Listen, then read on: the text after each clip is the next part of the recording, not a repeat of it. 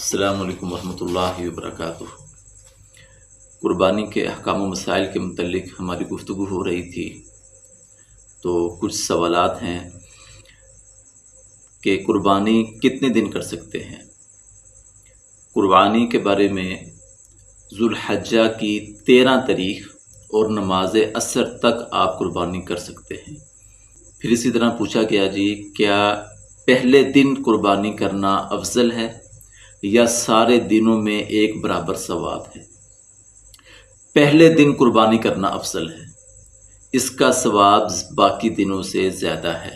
کیوں کہ ایک تو وہ حدیث موجود ہے کہ جس کے اندر اللہ کے نبی صلی اللہ علیہ وآلہ وسلم نے فرمایا کہ ذوالحجہ کے پہلے 10 دنوں کے اندر جو نیک عمل کیا جاتا ہے اللہ تعالیٰ کو وہ اتنا محبوب ہے کہ پورے سال کے دنوں میں جو نیک عمل انسان کرتا ہے اس سے بڑھ کر اس کے اندر اجر و ثواب ہے۔